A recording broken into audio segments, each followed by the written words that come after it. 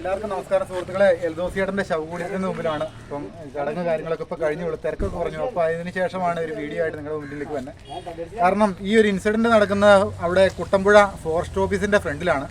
Forest ഓഫീസിൽ നിന്ന് നടന്നു പോകാനുള്ള ദൂരം മാത്രമേ ഉണ്ടായിരുന്നുള്ളൂ ഈ ആന നിലത്തടിച്ചു വന്ന ഈ സ്ഥലത്തേക്ക്. കാരണം ഒരു 25 മീറ്ററിലധികം ദൂരം ഈ ഫോറസ്റ്റ് ഓഫീസിന്റെ അതെ ചേട്ടാ 25 മീറ്റർ നടന്നു പോകാനുള്ള ദൂരമേ ഉള്ളൂ. ഈ സമയത്ത് അവിടെ ആന ഈ സംഭവം ഇൻസിഡന്റ് നടക്കുന്നതിന് തൊട്ട് മുമ്പ് തന്നെ ആന അവിടെ ഉണ്ടെന്നുള്ള കാര്യങ്ങൾ അവിടെ ആ പരിസര പ്രദേശത്തുള്ള ജനങ്ങൾ പറഞ്ഞതാണ്. പക്ഷേ ഫോറസ്റ്റുകാർ ആ സമയത്ത് ഉചിതമായ ഒരു നടപടി സ്വീകരിച്ചില്ല. ജസ്റ്റ് അവിടെ വണ്ടി ഇറങ്ങുന്ന ആൾക്കാരെന്ന് പ്രൊട്ടക്റ്റ് ചെയ്യാൻ പോലും അവിടെ ഇറങ്ങി ആ റോഡിൻ്റെ അരികിൽ നിന്നില്ല എന്നുള്ള ഒരു വിഷമ ഘട്ടത്തിലുള്ള കാര്യങ്ങളാണ് ഞാൻ നിങ്ങളോട് പറയുന്നത്. കാരണം ഞാൻ ആ ഏരിയ മൊത്തം ഇന്ന് ഉച്ച മുതൽ ആ ഏരിയയിലുള്ള പരിസര പ്രദേശത്തുള്ള ആൾക്കാരെല്ലാം സന്ദർശിച്ചിരുന്നു.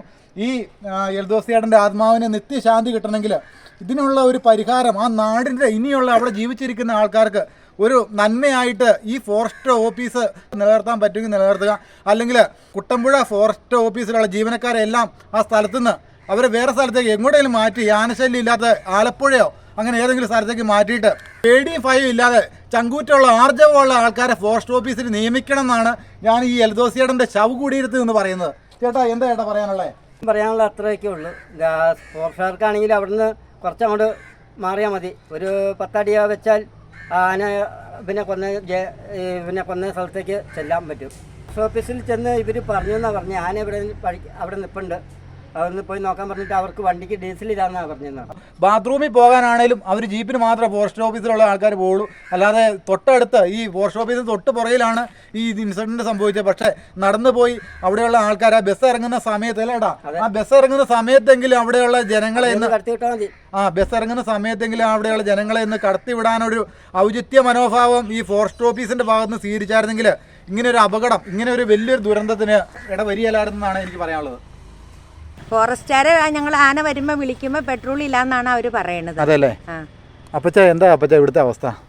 ഇത് ജനങ്ങൾ ആകെ പേടിച്ച് ഇവിടുന്ന് വിറ്റ് പോണ ഏത് ആന ഇല്ലാത്ത സ്ഥലത്തേക്ക് ആനശല്യം ഇല്ലാത്ത സ്ഥലത്തേക്ക് പോകണമെന്നുള്ള താല്പര്യത്തിൽ നിൽക്കുന്ന ഭൂരിഭാഗം ജനങ്ങൾക്കും ഭയങ്കര പേടിച്ച് വരച്ച അവിടുത്തെ ജീവിതം. ഓരോ രാവും വെളുപ്പിപ്പിക്കുന്ന എങ്ങനെയാണെന്നുള്ളത് പേടിച്ച വരച്ച ജീവിതങ്ങൾ മുന്നോട്ട് പോകുന്ന എന്നുള്ളത്. അപ്പം എത്ര കാലമായി ഇവിടെ ആനശല്യം തുടങ്ങിയിട്ട്? ഇതിപ്പോൾ ഒരു 10 വർഷം ആയിട്ടുണ്ട്. ഈ റോട്ടിൽ കൂടെ ഒക്കെ രാത്രി സമയങ്ങളിൽ പോലെ ആന നടക്കുന്നുണ്ടോ? ആന ഇവിടെ ഒക്കെ വന്ന് ഞാൻ ഓടിച്ചിന് പൈനാപ്പിളിൻ്റെ ഒക്കെ വന്ന് ഞങ്ങൾ ഈ കാണുന്ന പൈനാപ്പിളൊക്കെ പറിച്ച് തിന്നാനായിട്ട് വരുന്നുണ്ട്. പടക്കം എറിഞ്ഞൊക്കെ ഓടിക്കുക ഞങ്ങൾ ചെയ്യാറ്. ഈ പഞ്ചായത്തിന്റെ ഭാഗത്തുനിന്ന് എന്ത് സമീപനമാണ് ഉണ്ടാകുന്നത് അപ്പച്ച? പഞ്ചായത്തിന്റെ ഭാഗത്തുനിന്ന് എന്നാ പറയത്തക്ക ഒരു സമീപനം എന്ന് പറയാൻ പറ്റില്ല. ഈ ലൈറ്റ് ഇട്ടു, ആ ലൈറ്റ് എറിഞ്ഞ് ആരെങ്കിലും പൊട്ടിച്ച് കളയുമ്പോൾ പിന്നെ അവരൊന്നും ചെയ്യാറില്ല. പിന്നെ ഇത് 2 3 തവണ ഇട്ട് പിന്നെ പൊട്ടിക്കുക എന്ന് പറയുമ്പോൾ പിന്നെ എന്നാ അവർ തന്നെ മടുത്ത് പോവുക. ലൈറ്റ് ആര് പൊട്ടിക്കുന്നുണ്ടെന്നാ പറയുന്നത്? ആരാന്ന് ഞാൻ, അതായത് ഈ വഴിവിളക്ക് റോഡിന്റെ അരികോടെ കൊടുത്തിരിക്കുന്ന വഴിവിളക്കുകൾ പൊട്ടിച്ചു കളയുന്നു. അത് കാരണം വെട്ടമില്ല. അതായത് രാത്രി ആയി കഴിഞ്ഞാൽ ഇവിടെ മൊത്തം അന്ധകാരം നിറയുവാണെന്നുള്ളത്. അതെ, അന്ധകാരം പേടിച്ചിട്ടങ്ങ് പുറത്തേക്ക് ഇറങ്ങി രാത്രി ഒരു 7 മണി കഴിഞ്ഞാൽ പുറത്തിറങ്ങാൻ മനുഷ്യർക്ക് ആകെ പേടിച്ചാ തങ്ങൾ മുന്നോട്ട് തള്ളിപ്പോണം. ചേച്ചി എന്താ ചേച്ചി പറയാനുള്ളത്? ചേച്ചിയുടെ വീട് എവിടെയാ? എൻ്റെ വീട് ഇവിടെ അടുത്ത് കാണുന്നതാണ്. എന്താ ചേച്ചി ഇവിടുത്തെ അവസ്ഥ തന്നെ? ഇപ്പം ഇവിടുത്തെ അവസ്ഥ എന്നാ വെച്ചാൽ രാത്രി ആയി കഴിഞ്ഞാൽ ഒരു വഴിക്ക് പുറത്തേക്ക് ഇറങ്ങി പോകുക ആർക്കും ഒരു ആശുപത്രി കേസ് വന്നാൽ പോലും പോകാൻ പേടിയാവും. കാരണം എന്താണെന്ന് വെച്ച് കഴിഞ്ഞാൽ ഈ മെയിൻ റോഡിൽ കൂടെയാണ് ആന നടക്കുന്നത്. ആന വന്നിട്ടുണ്ടെന്ന് അപ്പോൾ ഞങ്ങൾ എന്ത് ചെയ്യും, ഒരു ശ്രദ്ധ കൊടുക്കും. ആന വന്നിട്ടുണ്ടല്ലോ എന്നോർത്ത് പിന്നെ നമ്മൾ കിടന്നുറങ്ങുമ്പോൾ നമുക്ക് ഉൾഭയം ഉണ്ടല്ലോ. അപ്പോൾ ഞങ്ങൾ അങ്ങനെ ഭയന്ന് ഇനി വരുമോ എന്നുള്ള ചിന്തയുടെ പുറത്ത് ഞങ്ങളിങ്ങനെ പേടിച്ചിങ്ങനെ കിടക്കും. അപ്പോൾ ഒരിടത്ത് വന്നു എന്ന് കണ്ടു കഴിഞ്ഞിട്ടുണ്ടെങ്കിൽ എല്ലാവരും കൂടെ കൂടി എവിടെയെങ്കിലും കടന്നു വന്നിട്ടുണ്ടെങ്കിൽ എല്ലാവരും ഓടിക്കും. അപ്പോൾ എല്ലാവരും ഇതിനകത്ത് സഹകരിച്ച് രാത്രി ആയി കഴിഞ്ഞാൽ ജനങ്ങൾ ആരും പുറത്തിറങ്ങാറില്ലെന്നുള്ളത് സത്യം അല്ലേ? സത്യം. കാരണം എന്താണെന്ന് വെച്ച് കഴിഞ്ഞാൽ ഇറങ്ങി കഴിഞ്ഞിട്ടുണ്ടെങ്കിൽ ഇപ്പം എവിടെയാണെന്ന് അറിയാൻ പറ്റില്ലല്ലോ. അതുകൊണ്ട് ഇവിടെ അടുത്ത് തന്നെയല്ലേ താമസിക്കുന്നത്? ഈ കാണുന്നല്ലേ? അപ്പോൾ ശരിക്കും പറഞ്ഞു കഴിഞ്ഞാൽ നമ്മൾ അധികം ഭയക്കുവാണ് രാത്രി സമയങ്ങളിൽ പുറത്തേക്ക് ഇറങ്ങാനായിട്ട്. ഓരോ ദിവസങ്ങളും തള്ളി നീക്കുന്ന ഭയങ്കര ഒരു പേടി സ്വപ്നത്തോട് എപ്പോഴാ പെരയിലേക്ക് ആക്രമിക്കണമെന്ന് ഒന്നും പറയാൻ പറ്റാത്തൊരു ഭീകര പേടി സ്വപ്നമായിട്ടാണ് ഞങ്ങളുടെ ജീവിതം. എങ്ങോടെ വിറ്റ് പോകണമെന്ന് വരെ ഞാൻ ചിന്തിക്കുന്നുണ്ട്. മോനോട് പറഞ്ഞപ്പം എങ്ങോടെ നമ്മൾ വിറ്റ് പോകണേ, ആനയില്ലാത്തൊരു സ്ഥലത്തേക്ക് എങ്ങോട്ട് പോകും? എല്ലാ സ്ഥലത്തും ആനയാണല്ലോ, എങ്ങോട്ട് പോകും അപ്പം എന്നാ എന്നോട് ചോദിക്കുന്നത്, മോൻ ചോദിക്കുന്നത്. അങ്ങനെ ഒരു പേടി സ്വപ്നത്തിൽ വന്ന് കോകാലത്തുനിന്ന് ഇവിടെ കുട്ടമ്പുഴയ്ക്ക് വർഷങ്ങൾക്ക് മുമ്പ് വന്നതാണ്. ഇവിടെ കോങ്ങത്തേക്ക് അല്ലെങ്കിൽ എവിടെ പോകുന്ന മോൻ ചോദിക്കുന്നത്. ഭയശങ്ക വിട്ടുമാറുന്നില്ല എന്ന് പറയാം. വിട്ടുമാറുന്നില്ല. പേടി സ്വപ്നമായിട്ടാണ് ജീവിതം. ഇത് ഈ ആനയുടെ ശല്യം പൂർണ്ണമായിട്ടും ഭയങ്കര ശല്യങ്ങളാ. ആന ഇങ്ങോട്ട് പൂർത്തി നാട്ടുകാർ ഈ ഒരു കാര്യത്തിനെ കുറിച്ച് എതിർപ്പ് ഉളവാക്കുന്നില്ലേ? അതാണ് ചോദിക്കുന്നത്. എത്ര പറഞ്ഞാലും അതിനൊരു ഫലവും കിട്ടാറില്ല. ഈ വെറുതെ പറയാമെന്നും നിങ്ങൾ അതായത് ആൾക്കാർ സംഘടിച്ചിട്ട് ഇങ്ങനെ സംഘമായിട്ട് മുമ്പ് ഞങ്ങൾ ഇതുപോലെ ഫോറസ്റ്റ് ഓഫീസിലേക്ക് ഉപരോധിക്കുക അങ്ങനെയുള്ള കാര്യങ്ങൾ പോയി ഉപരോധം നടത്തിയത്. ഈ ഫോറസ്റ്റ് ഓഫീസ് ഉപരോധിച്ചെന്ന് പറയുന്നുണ്ടല്ലോ, എന്നാ ഈ ഉപരോധം നടത്തിയത്? ഒരു വർഷം ആയില്ല. ഒരു വർഷം. കാഞ്ഞിരവേലിയിൽ ആ ഒരു സ്ത്രീയെ കൊലപ്പെടുത്തി. അത് കഴിഞ്ഞപ്പോൾ ഞങ്ങളുടെ പള്ളിയിൽ ഒരു പ്രതിഷേധ റാലി അങ്ങോട്ട് സംഘടിപ്പിച്ച് എല്ലാ ഇടവകകളിൽ നിന്നുമായിട്ട് അവിടെ പങ്കെടുത്തു. അപ്പം വൻ ജനാവലിയായിരുന്നു. പക്ഷെ പിന്നീട് അതിന്റെ ഒരു വിജയമായിട്ടൊന്നും ആ ഒരു ദിവസങ്ങൾ കടന്നുപോയി. പിന്നെ യാതൊരു കാര്യങ്ങളും പിന്നെ തീർന്നു. അതല്ലേ? അത്രേ മുമ്പൊന്ന് പിണവർക്കുടിയിൽ ഇങ്ങനെ ഒരു ഉണ്ടായിരുന്നു. അതല്ലേ? പക്ഷെ അന്ന് ഇത്തരം പ്രതിഷേധിച്ചില്ല. അവിടെ ആദിവാസികളായിരുന്നു, അവർ മാത്രം സംഘടിച്ചുണ്ടായുള്ളൂ. ഇതിപ്പോ എല്ലാവരും ജനങ്ങളും കൂടെ സംഘടിച്ചു. ചേച്ചി പേരോടെന്ന് പറയാ? ചേച്ചി പേര് ജെസ്സി. ജെസ്സി. കല്ലേൽമേട് എന്ന് പറയുന്ന സ്ഥലം ഒറ്റപ്പെട്ട് കിടക്കുന്ന ഒരു സ്ഥലമാണ്. അവിടെ ഒരു പാലം പോലും നിർമ്മിച്ചിട്ടില്ല. ബ്ലാവനക്കടവിൽ അവിടെ എത്ര കുടുംബങ്ങൾ താമസക്കാരുണ്ട്? 3-4 കുടികളുള്ള സ്ഥലമാണ്. കുടികൾ എന്ന് പറയുമ്പോൾ ഒരു കുടിയിൽ എത്ര ആൾക്കാർ കാണും? ഒത്തിരി പേരുണ്ട്. ഒരു 10,000 പേരൊക്കെ ഉണ്ടോ? 1000 പേരുള്ള സ്ഥലമാണ്. അവിടെ ടവർ ഇല്ല. എന്തൊരു ആവശ്യം വന്നു കഴിഞ്ഞാൽ വിളിക്കാനായിട്ട് നിങ്ങൾക്ക് ഫോൺ സൗകര്യം ഇല്ല. അപ്പൊ ഇതുപോലെ ആനശല്യ കാര്യങ്ങൾ ഉണ്ടായി കഴിഞ്ഞാൽ ഇന്ന് വിളിക്കണം എന്ന് വെച്ച് കഴിഞ്ഞാൽ വിളിച്ചു പോകാന്ന് മാത്രമേ ഉള്ളൂ. ആരും വരില്ല. വരാൻ പറഞ്ഞു കഴിഞ്ഞാൽ അവിടെ മുഴുവനും എവിടെ ആന കൂട്ടത്തോടെ വരുന്നത്. 10-15 എണ്ണം വീതാ വരുന്നത്. സുഹൃത്തുക്കളെ, വളരെ ദയനീയമായുള്ള വാർത്തകളാണ് നമുക്ക് ഇവിടുന്ന് അറിയാനായിട്ട് വരുന്നത്. നമ്മളിത് അറിഞ്ഞില്ല എന്നുള്ള മാക്സിമം ഈ വീഡിയോ കാര്യങ്ങളൊക്കെ ഷെയർ ചെയ്യുക. ഈ ടവർ ഇല്ല, അവിടെ ടവറിന്റെ സംഭവങ്ങളൊന്നും ഒന്നുമില്ല. ഒരു ടവർ പണിത് തീർന്നു കിടപ്പുണ്ട്. പക്ഷെ ചാർജിങ് 1 വർഷമായി തീർന്നു കിടക്കുന്ന ടവറിന് ഇന്ന് വരെ ഒരു പരിഹാര മാർഗം ഉണ്ടായിട്ടില്ല. അപ്പൊ എത്രയും പെട്ടെന്ന് ഞങ്ങൾക്ക് ചാർജ് ചെയ്ത് തരികയാണെങ്കിൽ ആവശ്യങ്ങൾ എന്തെങ്കിലും അടിയന്തരമായിട്ട് രാത്രി സമയങ്ങളിൽ ഇതുപോലെ ആനച്ചെല്ലിയൊക്കെ ഉണ്ടായി കഴിഞ്ഞാൽ വിളിച്ചു പറയാൻ പറ്റും. ആൾക്കാർ എങ്ങനെയെങ്കിലും സംഘടിക്കും. ഓക്കെ, താങ്ക് യു ചേച്ചി.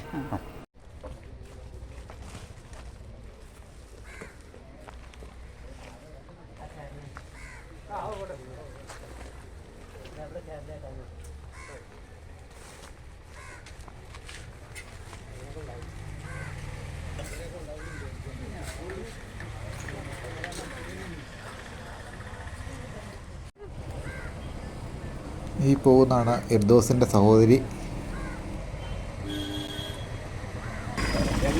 എർദോസിൻ്റെ അമ്മയാണ്.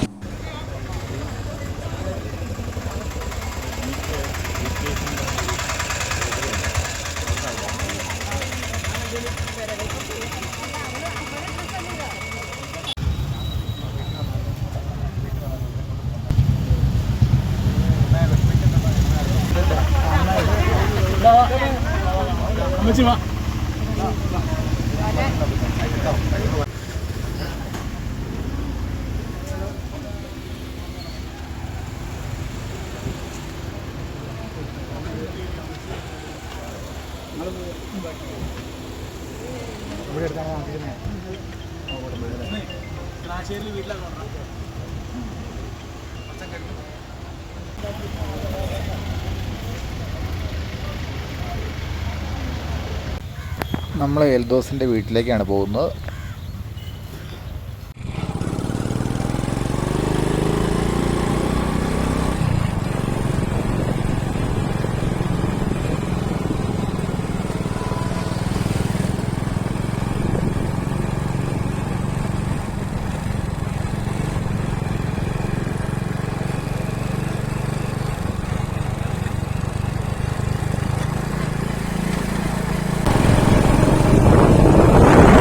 ചേട്ടാ, ഇവിടെയാണോ ഈ എൽദോസ് ചേട്ടൻ ബസ് ഇറങ്ങിയത്? ഇന്നലെ രാത്രിയിൽ ഇവിടെയാണോ ബസ് ഇറങ്ങിയത്? സുഹൃത്തുക്കളെ, ഈ ഭാഗത്താണ് ഇന്നലെ എൽദോസ് ചേട്ടനെ ബസ് ഇറങ്ങി കേട്ടോ. ഈ വന്ന റോട്ടിൽ കൂടെയായിരുന്നു ഇന്നലെ രാത്രിയിൽ ബസ്സിന് വന്നത്, ട്രാൻസ്പോർട്ടിന്. ഈ വലത്ത് സൈഡ് വീട്ടിലേക്കാണ് പോകുന്നത്. ഫോറസ്റ്റ് ഓഫീസ്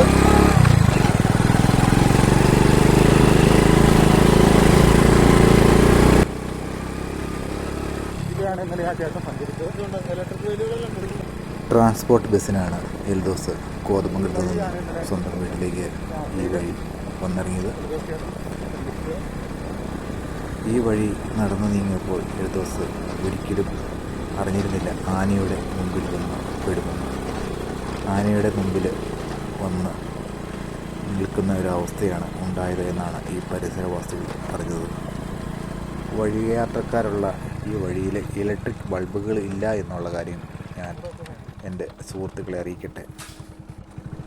ഒരു ദിവസം വന്ന വഴിക്ക് ഈ കാണുന്ന സ്ഥലത്താണ് ആന നിന്നിരുന്നത്. ഇവിടെ വെച്ചാണ് എൽദോസിനെ തുമ്പിക്കൈക്ക് വാരിയെടുത്ത് റോട്ടിലടിച്ചത്. ഈ ബസ് ഇറങ്ങുന്ന സമയത്ത് വനപാലകർ ഇവരെ വീട്ടിലെത്തിക്കാനൊരു മുന്നൊരുക്കം ഉണ്ടായിരുന്നുവെങ്കിൽ ഈ ഒരു അപകടം ഒഴിവാക്കാം എന്നാണ് ചെയ്യാനായിട്ട് സാധിച്ചത്. ആന റോട്ടിലിറങ്ങി നിൽക്കുന്ന കാര്യം ജനങ്ങൾ ഫോറസ്റ്റ് ഓഫീസിൽ അറിയിച്ചുവെങ്കിലും വണ്ടിക്ക് പെട്രോളില്ല എന്നൊരു കാരണത്താൽ അവർ തടിതപ്പുകയാണ് ഉണ്ടായത്. ഫോറസ്റ്റ് ഉദ്യോഗസ്ഥരുടെ അനാസ്ഥ എന്നല്ലാതെ ഇതിനൊന്നും പറയാനില്ല. ഒരു അല്പമെങ്കിലും ശ്രദ്ധ അവർ സ്വന്തം ജോലിയോട് കാണിച്ചിരുന്നുവെങ്കിൽ ഇങ്ങനെ ഒരു ദുരന്തം ഉണ്ടാകാതെ സൂക്ഷിക്കാമായിരുന്നു എന്നാണ് ഒരിക്കൽ കൂടി ഞാൻ പറയുന്നത്. ഈ വഴിയരിയിൽ കൂടി വഴിവിളക്കുകളോ അല്ലെങ്കിൽ ക്യാമറയോ ഉണ്ടായിരുന്നെങ്കിൽ ഈ ആന റോഡിലിറങ്ങി നിൽക്കുന്നത് ഉറപ്പായിട്ടും അറിയാനായിട്ട് സാധിച്ചേനെ. ഈ കാണുന്നതാണ് എൽദോസിയറിൻ്റെ വീട്. അമ്മായി അല്ലേ? ആഹാ. എൽദോസിയറിൻ്റെ വീട്ടിൽ ആരൊക്കെയുണ്ട്? പെങ്ങളെ കല്യാണം കഴിച്ചുവിട്ടേക്കണ അമ്മയും അപ്പനും ഒരു കഴിവില്ലാത്ത അമ്മയ്ക്കും അപ്പനും.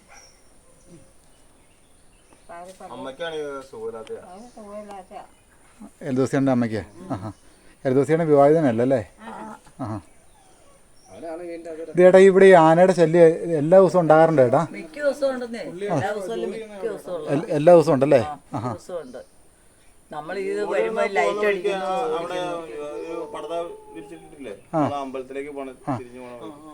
ഇതെങ്ങനെയാ സംഭവിച്ചത്? എങ്ങനെയാണ് വണ്ടി ഇറങ്ങിയിട്ട് എങ്ങനെയാ? ആരായിരുന്നു കൂടെ ഉണ്ടായിരുന്നത്? പുള്ളി തന്നെ നടന്നു വരുന്നത്. അപ്പൊ കൂടെ ഒരാളുണ്ടായിരുന്നു പറയുന്നുണ്ടല്ലോ. ആ, അതാരാ? അത് എല്ലാ അവൻ കൂടെ തിരിച്ചോടുവല്ലേ ഇതേ. അവന് സാധനം മേടിച്ചോണ്ട് ഓട്ടോറിക്ഷയ്ക്ക് ഇവിടെ വന്നു. ഇവിടെ വന്നപ്പോ അവന്റെ സാധനം മറന്നു പോയിട്ട് ഇവൻ ആ സാധനം എടുക്കാൻ തിരിച്ചു പോയതാ. ഇവൻ അങ്ങ് തിരിച്ചു ചെല്ലുമ്പോ ഒരാൾ വഴി കിടക്കുമ്പോൾ ഇവന് തോന്നി. ഉടനെ ഞങ്ങളുടെ വീട് ആ ഫസ്റ്റ് കയറി വരുന്നിടത്താ. അവിടെ വന്നപ്പോ ഇവന് തോന്നുന്ന ഇവൻ ഈ ബൈക്ക് കൊണ്ടുവന്ന് അവിടെ വെക്കുന്ന കണ്ടു. ബൈക്ക് വെച്ചേച്ച് ഇവൻ ആളെങ്ങോട്ടാ പോയെന്ന് ഞാൻ നോക്കുമ്പോൾ കാണുന്നില്ല. നമ്മൾ ഈ അറിയുന്നില്ല. ആന കാർന്ന് നമ്മൾ കേട്ടു, പക്ഷെ ഇങ്ങനെ ആളെ കൊന്ന ആന കാർന്നെന്ന് നമുക്കറിയത്തില്ലല്ലോ. അത് കഴിഞ്ഞപ്പോൾ ഈ കൊച്ച് ഞാൻ പറഞ്ഞു ഇവിടെ നമ്മുടെ അവിടെ ഒരു ബൈക്ക് കൊണ്ട് വന്നു, ആളെ ഒന്നും കാണുന്നില്ല എന്ന് പറഞ്ഞപ്പോൾ എൻ്റെ മോനെ ഇവിടെ നിന്നുള്ള പിള്ളേർ വിളിക്കുകയാണ്, ഇവിടെ ഒരാളെ ആന കൊന്നിട്ടിട്ടുണ്ടെന്നും പറഞ്ഞു. അങ്ങനെ ഞങ്ങൾ ഓടി കയറി വരുമ്പോൾ ഇവിടുന്ന് 2 ഓട്ടോറിക്ഷ അങ്ങോട്ട് വന്നു. അവരാണ് ഇവിടുത്തെ കൊച്ചാന്ന് പറയുന്നത്. അവർ വന്ന് കണ്ടാ അറിയുന്നത്. മറ്റേ കൊച്ചി വണ്ടി വെച്ചേച്ച് ഓടി അവൻ കയറി വന്നു ഈ ബോഡി കിടക്കുന്നിടത്തേക്ക്. ഈ വീടിന്റെ തൊട്ടടുത്ത് ആന കാണിച്ചിട്ട് ഒരു 2-3 പോസ്റ്റിനെങ്കിലും വെട്ടോടണം. ഇപ്പൊ നിങ്ങൾ രാവിലെ ജോലിക്ക് പോകുമ്പോ ആന ഇങ്ങനെ ഞാൻ തടിപണിക്കാരനാണ്. ഞാൻ മിച്ചിമുളകണ്ട അടിപൊളി അല്ലെ. കാലിപ്പോ ഇങ്ങനെ മുറിഞ്ഞിരിക്കുന്നതുകൊണ്ടാണ് വാള് കയറി മുറിഞ്ഞിരിക്കുന്നത്. ഞാൻ ഈ വെളുപ്പിന് ഇവിടുന്ന് പണിയാൻ പോകുമ്പോഴും മിക്കപ്പോഴും ആന കൂട്ടിമുട്ടുക. നമ്മൾ ഈ തട്ടേക്കാട്ട് അക്കരയ്ക്കാൻ പണിയാൻ പോകണം. കോതാമ side, Muvattupuzha side, Kottappady side, ഇതിലൊക്കെ പോകുമ്പോൾ ഇവിടെ നിന്ന് ഈ ആനേനെ കണ്ടിട്ടാണ് നമ്മൾ ഒച്ചെടുത്ത് പോകണേ. നമ്മൾ ഈ അരി മേടിക്കണ്ടേ?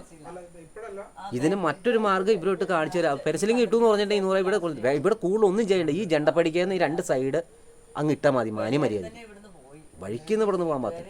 എത്ര കാലമായി ചേട്ടാ ഇവിടെ ഇതുപോലെ ആനശല്യം തുടങ്ങി? ഇവിടെ ആനശല്യം തുടങ്ങിയിട്ട് ഒരു 20 വർഷം മുകളിൽ. ഇപ്പം അപ്പൊ ചേട്ടന്റെ ഒക്കെ ചെറുപ്പം മുതൽ സ്കൂളൊക്കെ ജനിച്ചു വളർന്നു ഇവിടെ. അതല്ലേ? ചേട്ടനൊക്കെ സ്കൂളിൽ പോകുന്ന സമയം മുതൽ ഇവിടെ ആനശല്യം ഉള്ളതാണ്. എന്നാലും ഇത്രയും ശല്യമില്ല. ഈ തവണയാണ് ആന ശരിക്കും. ഈ ആന ഇത്രയും പ്രകോപിക്കാൻ കാരണം എന്താ ഉള്ളേ? ആന പ്രയോഗിക്കാൻ കാരണം എന്ന് വെച്ചാൽ ആനയ്ക്ക് കാട്ടിലെ ഇത് വേറെ ഒന്നുമല്ല. വനത്തിലേക്ക് പുറത്തേക്ക് ഇറങ്ങി മനുഷ്യരായിട്ട് കൂട്ടിമുട്ടി കഴിഞ്ഞിട്ട് പോയില്ലേ. മാമക്കർ റൂട്ടില് കാട് തെളിച്ച് അവർക്ക് കുറെ സ്ഥലം കൊടുത്തു. അവിടെ നിന്ന് ആന മൊത്തം തിരിച്ച് ഇങ്ങോട്ട് ഈ നാട്ടിലേക്ക് ഇറങ്ങി. കാട് തെളിച്ച് അവിടെ അവിടെ സ്ഥലം കൊടുത്തിട്ടുണ്ട്. ചേട്ടൻ പോയി നോക്കി. എത്ര വീട്ടുകാർക്ക് കൊടുത്തിട്ടുണ്ട് ചേട്ടാ? അതെന്താ മറ്റേ കണ്ടപ്പാറക്കാരൻ അതെന്നാ ഇത് കാട് തെളിച്ച സ്ഥലം കൊടുത്തത്? അവര് മറ്റേ പുയിൻകുട്ടിയിലായിരുന്നു. അവരും കാട്ടിലെ ആൾക്കാർ തന്നെയാ.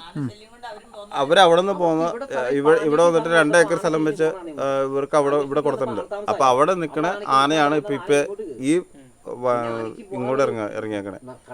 അവർക്ക് ശരിക്കും കൊടുക്കുവാണെങ്കിൽ നമുക്ക് ഈ കൊച്ചിനാശ്ശേരിയും കാശ്ശേരിയും തമ്മിൽ ചേർന്നുള്ള സ്ഥലം കൊടുക്കുവാണെങ്കിൽ മൊത്തത്തിൽ അങ്ങ് തെളിഞ്ഞ് നിന്നേനെ.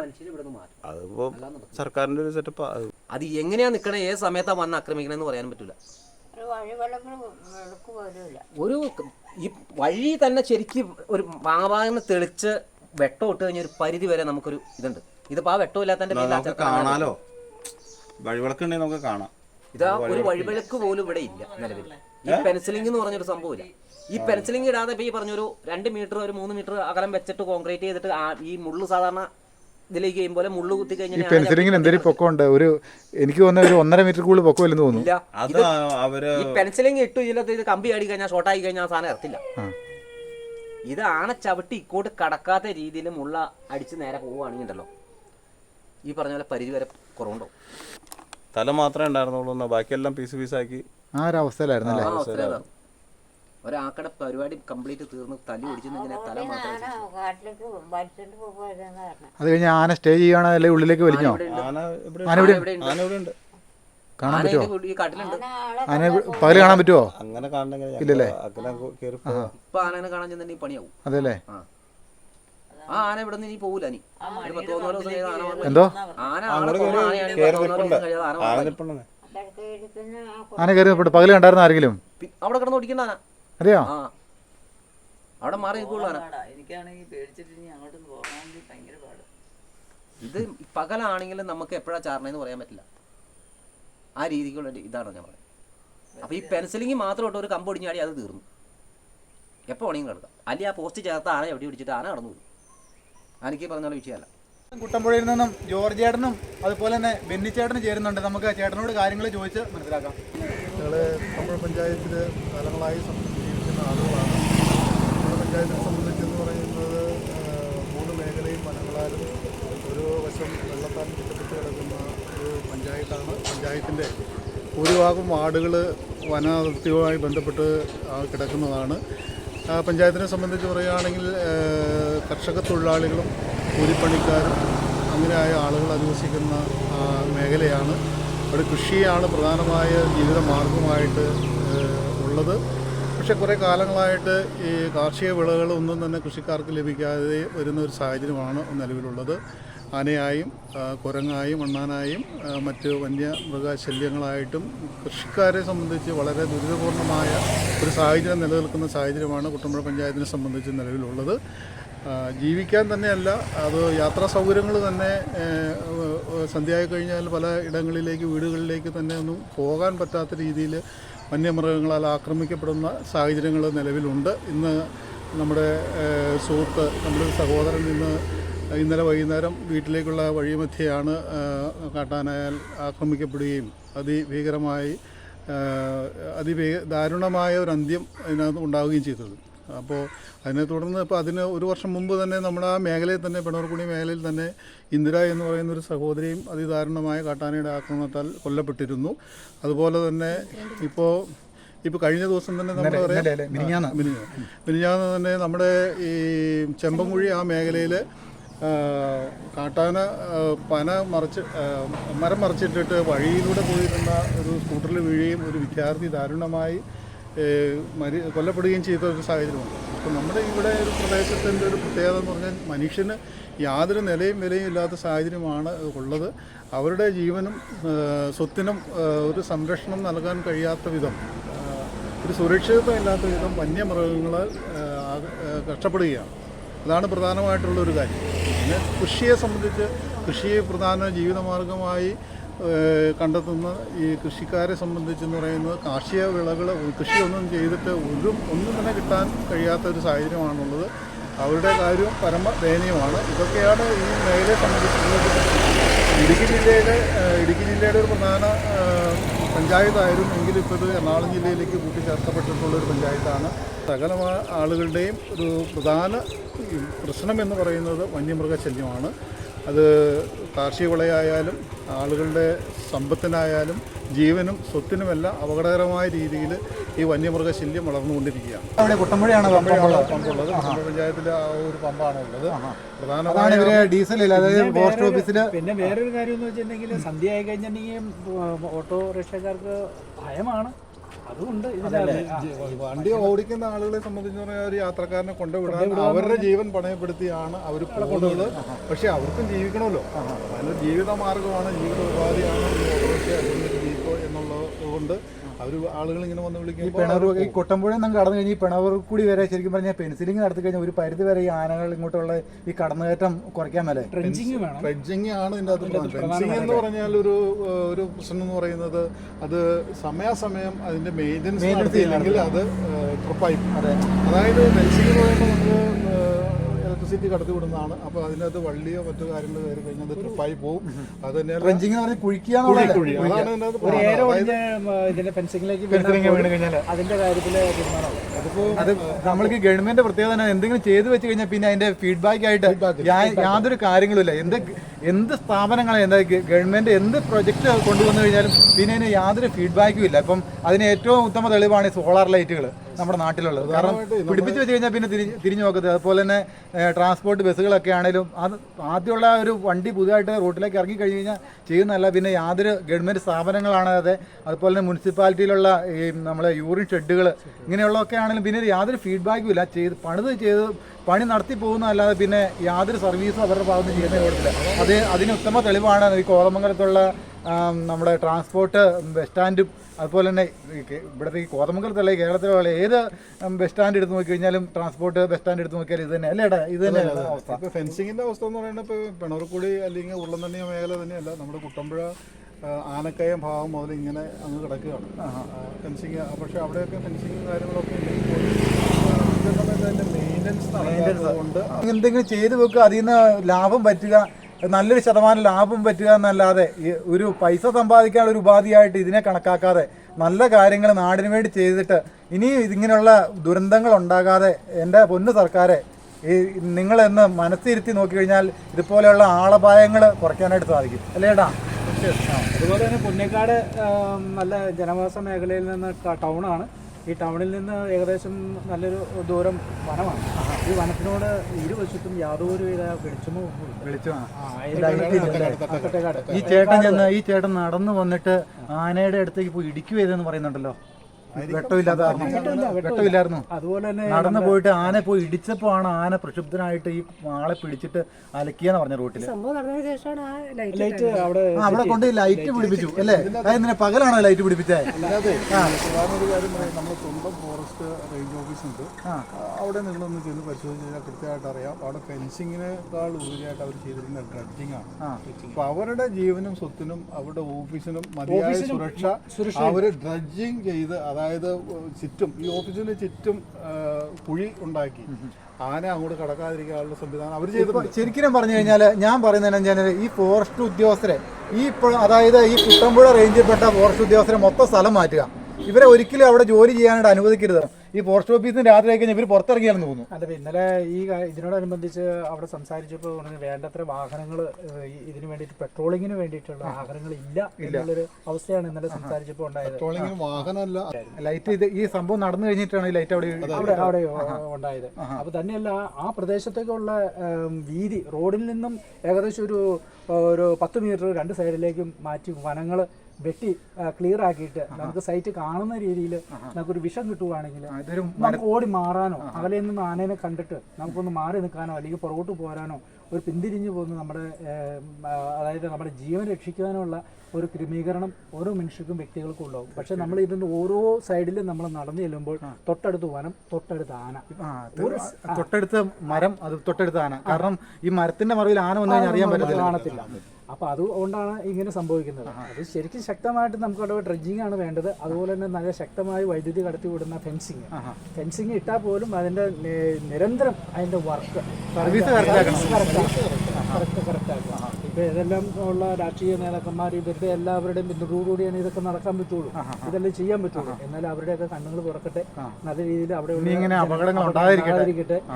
അതുപോലെ തന്നെ മനുഷ്യജീവൻ വില കൊടുക്കണം. എന്ന് പറഞ്ഞാൽ ഇതിപ്പോൾ വന്യമൃഗങ്ങളെക്കാൾ മനുഷ്യജീവനേക്കാൾ അധികമായി വന്യമൃഗങ്ങൾക്കാണ് ഇപ്പോൾ പ്രാധാന്യം നടക്കുന്നത്. അതാണല്ലോ വനത്തിൽ പ്രവേശിച്ചു കഴിഞ്ഞാൽ 25,000 വരെ ഫൈൻ വരുന്ന പുതിയ നിയമങ്ങളിലേക്ക് വരുന്നു. അതുപോലെ തന്നെ ഇപ്പം തന്നെ വേറൊരു സംഭവം ഇതിൻ്റെ അകത്ത് ഉള്ളത് എന്ന് വെച്ചാൽ ഈ വനങ്ങളാൽ ഇപ്പോൾ നമുക്ക് അറിയാം, നമ്മൾ ഈ തെറ്റക്കാട് മുതൽ പൊയ്യൻകുട്ടി മുതൽ അങ്ങോട്ടുള്ള പഴയ ആലുവ മൂന്നാർ ആ റോഡിനെ സംബന്ധിച്ച് പറഞ്ഞാൽ ഇപ്പോൾ ആ റോഡല്ല ഈ ഫോറസ്റ്റുകാരുടെ ഈ ആലുവ മൂന്നാർ റോഡ് ഓപ്പൺ ആയി കഴിഞ്ഞാൽ അതിലൂടെ വാഹനങ്ങൾ രാത്രിയും പകലൊന്നുമില്ലാത്ത രീതിയിൽ ഇങ്ങനെ സഞ്ചരിക്കേണ്ട സാഹചര്യങ്ങളൊക്കെ വന്നു കഴിഞ്ഞാൽ ഈ വന്യമൃഗങ്ങൾ ഉൾക്കാട്ടിലേക്ക് പോകാൻ തീർച്ചയായിട്ടും നല്ലൊരു പോയിന്റാണ് ചേട്ടൻ പറഞ്ഞത്. അപ്പോൾ ഈ ആലുവ ഫോറസ്റ്റുകാർ തന്നെ അത് അടച്ചു വെച്ചിരിക്കുകയാണ്. സുഹൃത്തുക്കളെ കേട്ടോട്ടോ, ഇങ്ങനെയുള്ള കാതലായിട്ടുള്ള കാര്യങ്ങളാണ്. ഇങ്ങനെയുള്ള കാര്യങ്ങളൊക്കെ ഈ രാഷ്ട്രീയക്കാർ ഇത് പുല്ല് വില പോലും കൊടുക്കുകയെന്നുള്ളതാണ്. ജനങ്ങളുടെ ഇടയിലേക്ക് ഇതുപോലെ ഗ്രാസ് റൂട്ടിലേക്ക് വന്ന ഓരോരോ അഭിപ്രായങ്ങളിലേക്ക് നമ്മൾ കടന്നു കഴിയുമ്പോഴാണ് ചേട്ടൻ പറഞ്ഞ പോലെയുള്ള പോയിന്റുകൾ നമുക്ക് പിടികിട്ടുന്നത്. അത് സുഗമമായി നമുക്ക് ഇപ്പോൾ നമ്മൾ ഈ അടിമാലി വഴി മൂന്നാർ പോകുന്നത് 80 കിലോമീറ്ററാണ് കോതമംഗലം. അപ്പോൾ കോതമംഗലത്ത് നിന്ന് നേര്യമംഗലം ഇപ്പറേ മുതൽ കയറ്റം ആരംഭിച്ചു കഴിഞ്ഞാൽ മച്ചിപ്ലാവ് വരുന്ന ഓരോ കയറ്റമാണ്. പക്ഷേ നമ്മുടെ ഈ പഴയ ആലുവ മൂന്നാർ റോഡ് എന്ന് പറയുന്നത് ഒരു കയറ്റം എന്ന് പറയുന്നില്ല, ഏകദേശം ഒരു 27 കിലോമീറ്റർ, അതായത് 20 മുതൽ 27 കിലോമീറ്റർ വരെ കുറവാണ്. ഈ റോഡ് വികസിച്ച് വന്നു കഴിഞ്ഞാൽ ഇതുപോലെ ടൂറിസ്റ്റുകളോ വാഹനങ്ങളോ സഞ്ചരിക്കേണ്ട സാഹചര്യം വന്നു കഴിഞ്ഞാൽ ഈ വന്യമൃഗങ്ങളെല്ലാം ഈ ജനങ്ങളിൽ നിന്ന് അകന്നു പോകും. ഇപ്പോൾ നമ്മൾ ഇതെന്നു വെച്ചാൽ ഈ പൂയംകുട്ടി മുതൽ ആ വഴി ഇപ്പൊ ഈ അപകടം നടന്ന സ്ഥലമില്ലേ, അത് അവിടുന്ന് കണക്ട് വേറെ വഴി തുറന്നതല്ലേ? നമ്മളിപ്പോൾ കുട്ടമ്പുഴയിൽ നിന്നാണ് ഇപ്പോൾ ഉരുളമണ്ണി കാച്ചേരി മാമലക്കണ്ടം എന്ന ഭാഗത്തേക്ക് പോകുന്നത്. കുട്ടമ്പുഴയിൽ നിന്ന് നേരെ കിഴക്കോട്ട് പോയാലാണ് ഈ പൂയംകുട്ടി പീണ്ടിമേട് എന്നുള്ള സ്ഥലങ്ങളിലേക്ക്, ആ വഴിയാണ് നമ്മൾ മൂന്നാർ കീർച്ചത്. പുലിമുരുകൻ ഷൂട്ട് ചെയ്ത സ്ഥലം അല്ലേ? ഈ പറഞ്ഞ ഈ കുട്ടമ്പുഴയായിട്ട് ബന്ധപ്പെട്ട ഈ മേഖലയിൽ ഒരു 2 വർഷത്തെ കണക്കെടുക്കുവാണെങ്കിൽ എത്ര പേര് മരിച്ചിട്ടുണ്ട് ചേട്ടാ എന്ന് പറയാമോ? കുട്ടമ്പുഴ പഞ്ചായത്തിൽ ഇപ്പോൾ 2 വർഷം മുമ്പ് 2022 നമ്മൾ പിണർക്കുടി തന്നെ ഈ സ്ഥലത്തിനോട് ചേർന്നിട്ടുള്ള ഒരു വാർഡാണ് ഒരു ഇന്ദിരക്കുട്ടി എന്ന് പറയുന്ന ഒരു ടീച്ചറെ കൊല്ലപ്പെട്ടു 2 വർഷം മുമ്പ്. അതിക്ക് ഒരു മുമ്പ് നമ്മുടെ ഈ ആദിവാസി മേഖലകളിലൊക്കെ ഈ പഠിപ്പിക്കുന്ന ഏകാന്ത ടീച്ചർ സ്കൂളെന്ന് പറയുന്ന ഒരു സ്കൂളുണ്ട്. അപ്പോൾ സ്കൂളിലൊരു ടീച്ചറാണുള്ളത്. അപ്പോൾ ആ ടീച്ചർ പോകുന്ന വഴിക്ക് സ്കൂളിൽ പഠിപ്പിക്കാനായിട്ട് പോകുന്ന വഴിയിൽ കല്ലേലുമേട്, തലവച്ചിപ്പാറ, കുഞ്ഞിപ്പാറ മേഖലകളിലൊക്കെ അവിടെ വെച്ച് ആനയാൽ ആക്രമിക്കപ്പെട്ട് മരണപ്പെട്ടു. അങ്ങനെയുള്ള വാർത്ത പുറലോകം അറിഞ്ഞിരുന്നു അല്ലേ? അന്നൊക്കെ അറിഞ്ഞിട്ടാണ്. ഇതുപോലെ എന്നും ഓരോ സംഭവങ്ങൾ ഉണ്ടാകുമ്പോഴും ഓരോ കാര്യങ്ങൾ വരുമ്പോഴും ഇതുപോലെ തന്നെ ഓരോരുത്തർ വരും. അപ്പോൾ ഉണ്ടാകുന്ന കാര്യങ്ങൾക്ക് ഒരു സൊല്യൂഷൻ ഉണ്ടാക്കി ആ പ്രശ്നങ്ങൾ അവിടെ രാഷ്ട്രീയക്കാരായിട്ട് സോൾവ് ചെയ്തിട്ട് പോകും. ശാശ്വതമായൊരു പരിഹാരം ഇന്നും കിട്ടിയിട്ടില്ല. അതാണ് എൻ്റെ അതൊരു പ്രത്യേകത. അപ്പോൾ ഇതിനകത്ത് ഞാൻ പറഞ്ഞല്ലോ, ആദ്യമേ പറഞ്ഞല്ലോ, ഈ ആലുവ മൂന്നാർ റോഡ് ഒന്ന് ഡെവലപ്പ് ചെയ്ത് ആണെങ്കിൽ തന്നെ ഈ വന്യമൃഗശല്യം ഒരു 80% ഈ മേഖലയിൽ ആലുവ മൂന്നാർ റോഡിനുള്ള സർവേ ചെയ്തിട്ടേക്കുന്ന ആ ഏരിയ കൂടെ അല്ലേ? ഈ കുട്ടമ്പുഴയായിട്ട് ബന്ധപ്പെട്ട ആ ഏരിയ കൂടെ അല്ലേ? പണ്ട് ഇതാണ് ഇവിടെ ഉണ്ടായിരുന്ന റോഡ്, രാജപാതയാണ്.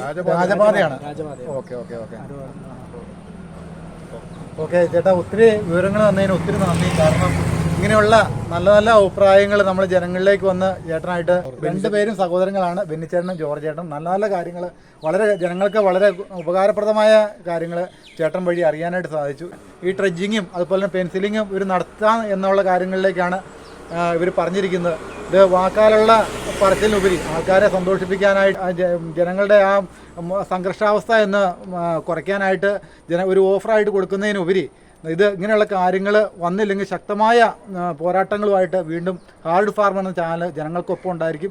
ഇവിടെയുള്ള വാർത്തകൾ കാര്യങ്ങളൊക്കെ ഇനിയും വരും ദിവസങ്ങളിൽ നമ്മൾ എടുക്കുന്നതായിരിക്കും. എല്ലാവർക്കും രാഷ്ട്രീയ പ്രബുദ്ധങ്ങളുടെ അനാസ്ഥ മൂലമാണ് ഇങ്ങനെ വലിയൊരു ഇൻസിഡൻറ്റ് സംഭവിച്ചത്. ഈ കാലം അത്രയും ഇങ്ങനെയുള്ള പല കാര്യങ്ങളും നാട്ടുകാർക്ക് ഭീഷണി ഉണ്ടാകുന്ന രീതിയിൽ ആന റോട്ടിൽ കൂടെ നടക്കുകയും അതുപോലെ തന്നെ പല വീടിൻ്റെ മുമ്പിൽ കൂടെ നടക്കുകയും അതുപോലെ തന്നെ ഒച്ച വെക്കുകയും ആൾക്കാർ കൃഷി ചെയ്യുന്ന പല കൃഷി വിഭവങ്ങളും നശിപ്പിക്കുകയൊക്കെ ചെയ്തിട്ടുണ്ട്. വളരെ ഭീതി ഉണർത്തുന്ന രീതിയിലാണ് ആ പ്രദേശവാസികളെല്ലാം അവിടെ കഴിഞ്ഞിട്ടുള്ളത്. വ്യക്തമായ ഒരു വാർത്തകളോ കാര്യങ്ങളോ മറ്റുള്ള ജനങ്ങളിലേക്ക് എത്തിക്കാതെ ഇവിടെയുള്ള രാഷ്ട്രീയ പാർട്ടികൾ ഇത് വളരെ രഹസ്യമായിട്ട് ഒരു പഞ്ചായത്തിലോ അല്ലെങ്കിൽ ഒരു മുനിസിപ്പാലിറ്റിയിലോ ഒതുങ്ങുന്ന രീതിയിൽ ഈ കാര്യങ്ങൾ മുന്നോട്ട് ജനങ്ങൾ അറിയാതെ ഇത് ഒതുക്കി വെച്ചുകൊണ്ടിരിക്കുകയായിരുന്നു. അപ്പോൾ ആ പ്രദേശവാസികളോട് അന്വേഷിച്ചതിൻ്റെ ഒരു ബാക്കി പത്രമായിട്ട് ഞാൻ എൽദോസിയാറിൻ്റെ ശവകുടീരത്തിൽ നിന്ന് ഞാൻ പറയുകയാണ്, ഇങ്ങനൊരു അവസ്ഥ ഇനി ഈ നാട്ടിൽ ഈ കേരളത്തിൽ ഉണ്ടാകാതിരിക്കും. ഇത് ഈ കുട്ടമ്പുഴയുടെ പ്രശ്നമല്ല, അല്ലെങ്കിൽ കോതമംഗലത്തിൻ്റെ പ്രശ്നമല്ല, ഈ കേരളത്തിൻ്റെ മൊത്തം പ്രശ്നങ്ങളാണ്. ഇങ്ങനെയുള്ള അവസ്ഥകൾ ഇനി ഉണ്ടാകാതിരിക്കട്ടെ. ഞാൻ പറയുന്നു, ആ പ്രദേശവാസികളോട് യാതൊരു താല്പര്യവും കൂറും കാണിക്കാതെ, ഞങ്ങളുടെ ജീവനോ സ്വത്തിനോ ഒരു പുല്ല് വില പോലും കൊടുക്കാതെ ജനങ്ങളെ വളരെയധികം ബുദ്ധിമുട്ടിക്കുന്ന, ഇതുപോലെ തന്നെ ഈ ഫോറസ്റ്റ് ഓഫീസിലെ ജീവനക്കാരെല്ലാം ഒന്നെങ്കിൽ പിരിച്ചുവിടുക, അല്ലെങ്കിൽ അവരെ ആ സ്ഥലത്ത് നിന്ന് മാറ്റുക, അവർക്ക് നല്ല ട്രെയിനിങ് കാര്യങ്ങൾ കൊടുക്കുക. ഇവരുടെ ജോലികൾ എന്നാന്ന് ഇവരെ പഠിപ്പിച്ചു കൊടുക്കാനുള്ള ഉത്തരവാദിത്വം ഇതിൻ്റെ തലപ്പത്തിരിക്കുന്ന ആൾക്കാർക്കുള്ളതാണ്. അത് കാരണം ഞാൻ പറയുന്നു, ഇത് ഇനി ഈ കേരളത്തിൽ ആവർത്തിക്കരുത്. ഇതിനെതിരായിട്ട് ശക്തമായിട്ടുള്ള പോരാട്ടങ്ങൾ കാര്യങ്ങളൊക്കെ ആയിട്ട് നമ്മുടെ ചാനൽ ഇനിയുണ്ട്. ശല്യം ഈ കുട്ടമ്പുഴ പ്രദേശത്ത് മൊത്തം മാറി നിൽക്കുന്നിടം വരെ ശക്തമായുള്ള പോരാട്ടങ്ങൾ കാര്യങ്ങളൊക്കെ ആയിട്ട് നമ്മൾ ഈ കോതമംഗലം ഏരിയയിലെ ചുറ്റളവിലൊക്കെ ഉണ്ടാവും. എല്ലാവർക്കും നല്ലൊരു ദിവസം നേർന്നുകൊണ്ട് ഇനി ഈ ലോകത്ത് അല്ലെങ്കിൽ ഇനി ഈ കേരളത്തിൽ ഇങ്ങനെ അവസ്ഥ ആർക്കും വരാതിരിക്കട്ടെ എന്ന് ഒരിക്കൽ കൂടി പറഞ്ഞുകൊണ്ട് ഞാൻ നിർത്തുന്നു. നന്ദി, നമസ്കാരം.